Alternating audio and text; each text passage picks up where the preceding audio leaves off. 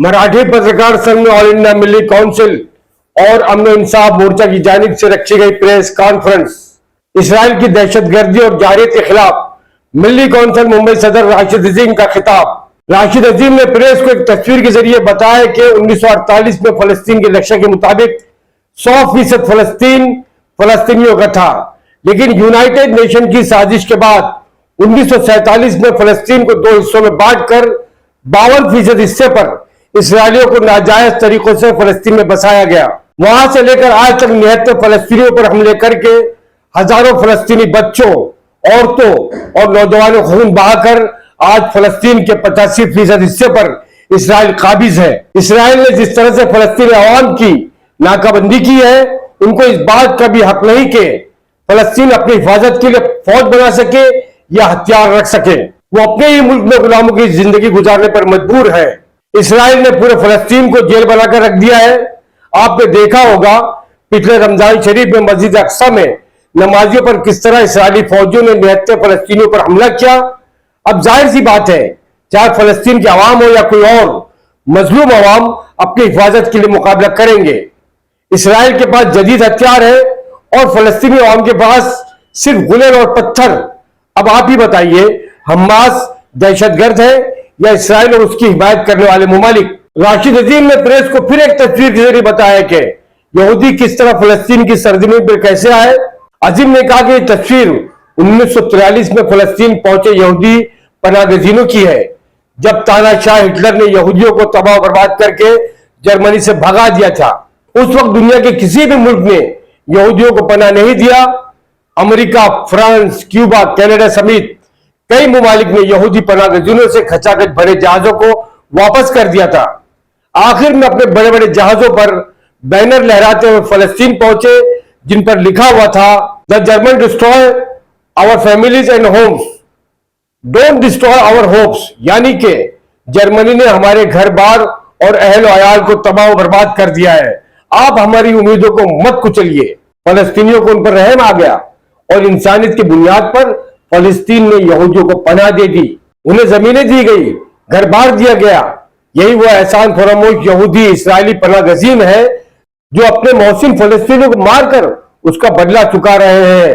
दोस्तों, आपको पता होना चाहिए, तकरीबन 60 लाख यहूदियों को मारकर 1/3 आबादी खत्म करने वाले जर्मन तानाशाह हिटलर ने कुछ यहूदियों को जिंदा छोड़ते हुए यह तारीखी जुमला कहा था कि मैं इन्हें जिंदा छोड़ रहा हूं ताकि दुनिया देखे कि मैंने इन्हें क्यों मारा था।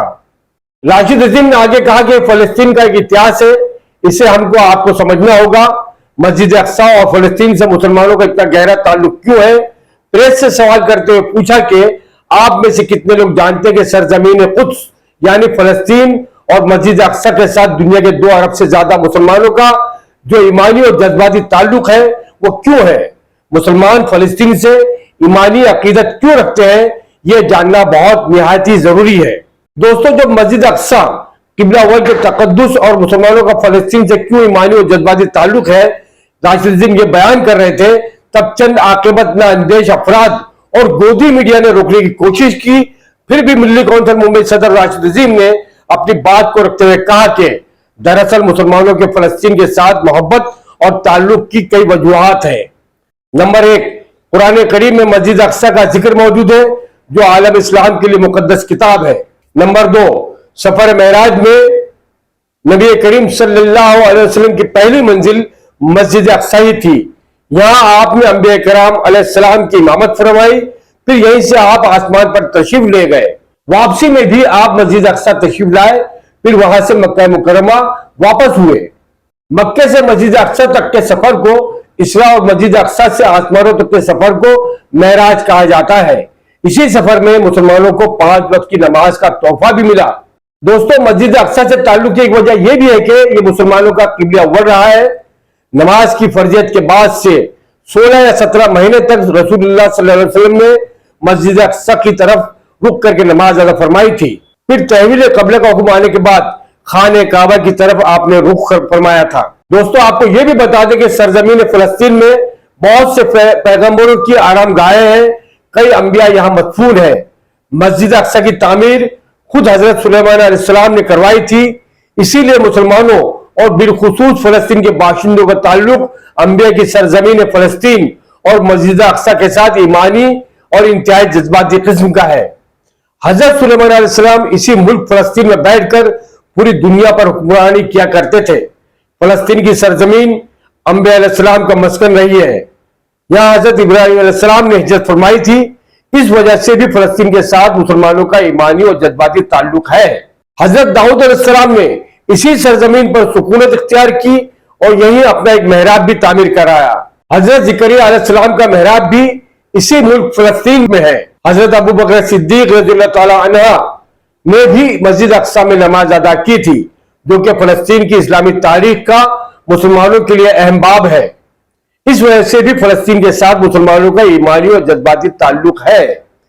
اسلام کے سنہرے دور عمریہ میں دنیا بھر کے فتوحات کو چھوڑ کر صرف فلسطین کی فتح کے لیے خود حضرت عمر صدیق رضی اللہ تعالیٰ عنہ کا تشریف لانا اور یہاں نماز ادا کرنا اس شہر کی عظمت کو اجاگر کرتا ہے۔ اسی لیے بھی فلسطین سے مسلمانوں کا ایمانی اور جذباتی تعلق ہے۔ قدس نام اس شہر کے تقدس کی وجہ سے ہے، جو اسے دوسرے شہروں سے ممتاز کرتا ہے۔ دوستو، حضرت موسیٰ علیہ السلام نے اس ملک کے بارے میں اپنے ساتھیوں سے کہا تھا کہ اس مقدس شہر میں داخل ہو جاؤ۔ انہوں نے اس ملک کو مقدس ہونے اور شرک سے پاک ہونے اور انبیاء علیہ السلام کا مسکن ہونے کی وجہ سے کہا تھا۔ حضرت عیسیٰ علیہ السلام کو جب ان کے دشمن یہودیوں نے قتل کرنا چاہا، تب اللہ تعالیٰ نے اسی شہر سے انہیں آسمان پر اٹھا لیا تھا۔ اس شہر کے تقدس اور رومیوں کے ظلم و جبر سے بچانے کے لیے 5000 سے زیادہ صحابہ کرام اجمعین نے جام شہادت نوش کیا اور یہ سلسلہ آج تک جاری ہے۔ یہودیوں کے ظلم و جبر اور فلسطین پر ناجائز قبضے کے خلاف مسلمان آج بھی اپنی شہادت پیش کر رہے ہیں۔ فلسطین شہیدوں کا شہر ہے، اسی لیے دنیا کے 2 ارب سے زیادہ مسلمانوں کو فلسطین سے محبت اور عقیدت بھی ہے۔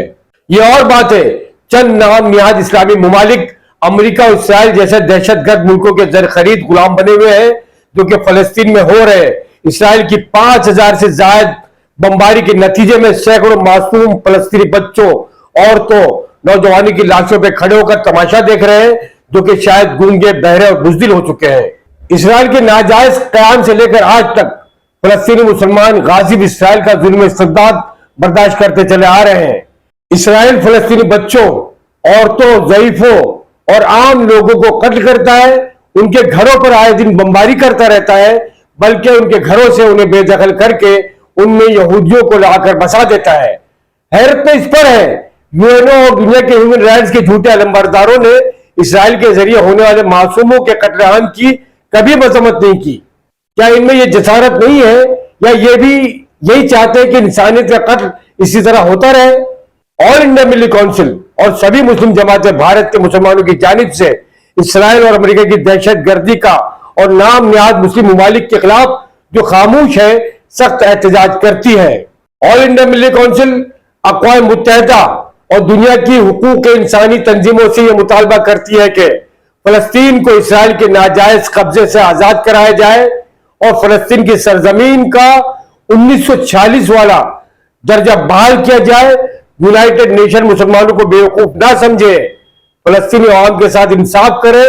آل انڈیا ملی کونسل اپنے ملک بھارت کی حکومت سے بھی اپیل کرتی ہے کہ بھارت جو ورلڈ گرو ہے، اپنے گرو ہونے کے کردار کو عمل میں لاتے ہوئے اسرائیل کو فلسطینی عوام پر ظلم کرنے سے روکے۔ کہا جاتا ہے جس کی مسلمانوں کے نزدیک اسلام میں بہت اہمیت ہے، اسی لیے فلسطین اور مسجد اقصی کی ہمارے لیے دنیا کے مسلمانوں کے لیے بہت اہم وجہ ہے، تو اس کا مانتے ہیں جس سے کوئی بھی مسلمان سے برداشت نہیں ہو سکتا۔ یہاں تک کہ لڑائی صرف فلسطینی عوام کی نہیں ہے، یہ دنیا کے مسلمانوں کی ہے، کیونکہ وہ ہمارے لیے ایک بہت ہی اہم مرکزی حیثیت رکھتی ہے وہ جگہ۔ اب میں آتا ہوں، جس طرح سے کہا جا رہا ہے کہ حماس نے جو حملہ کیا وہ دہشت گردانہ حملہ ہے۔ اس سے پہلے برسوں سے جو ہے اسرائیل بار بار حملے کرتے آ رہا ہے، وہاں پر ہزاروں فلسطینیوں کو موت کے گھاٹ اتار دیا گیا، بچوں کو مار دیا گیا۔ کیا یہ آتنکواد نہیں تھا؟ یہ آتنکواد نہیں ہے۔